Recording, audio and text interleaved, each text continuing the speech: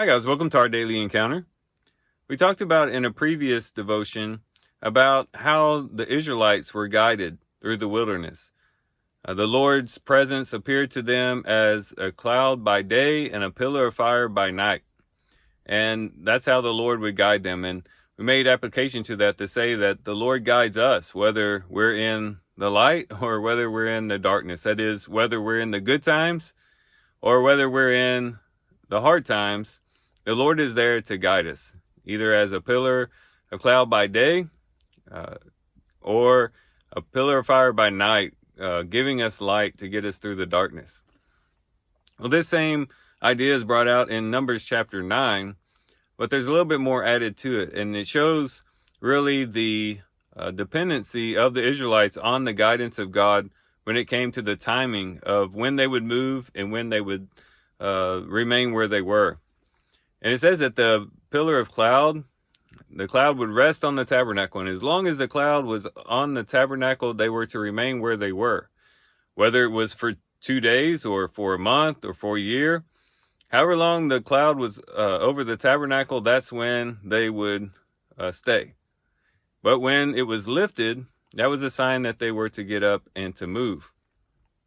And it didn't matter how long they stayed in a particular place, they were to wait until the Lord directed them before they got up and moved. And this gives us a great teaching because it shows us that we too ought to be in line with the timing of God. God is guiding us through this life. Of course, he guides us generally through his word, but also as we prayerfully submit to him, he guides us more specifically in the way that he wants us to go and at the pace that he wants us to go. And the temptation might be for us to run too fast and get ahead of the Lord, or to run too slow and miss out on what God is calling us to do. That would be the temptation for the people in this historical context in the book of Numbers.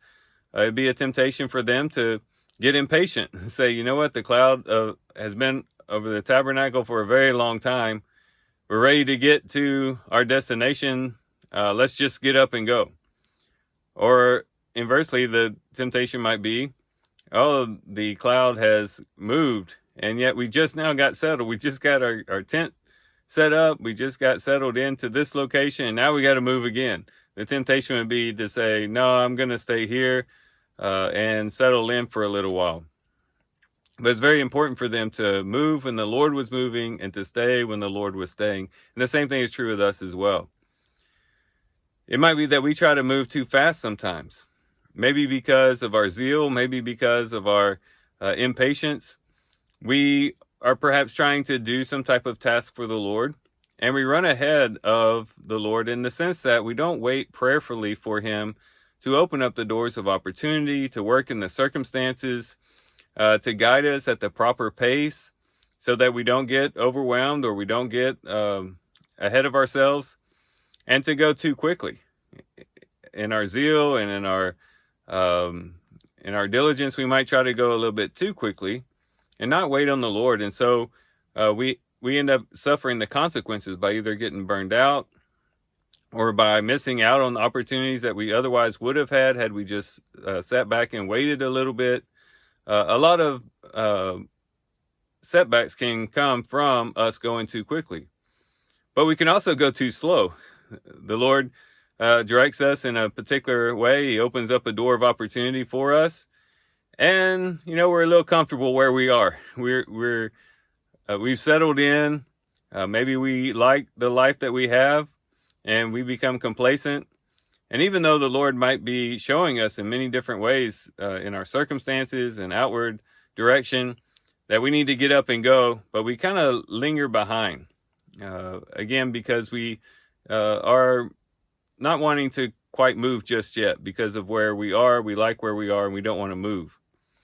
And so our reading today in Numbers chapter 9 helps us to remember that we need to walk according to the pace of the Lord, to prayerfully not only ask for his direction and pointing us in the right direction, but to go in the right direction at the right pace and to follow him as he directs us, not to go too quickly and not to go too slowly, but to each and every day depend on him to direct us inwardly, to direct us externally, so that we can be assured that we are walking at a pace that is in line with the Lord. And so let's let this reading today direct our hearts in this way. And with that, guys, I do thank you for watching the video today. I hope you guys have a great day. Love you guys. God bless.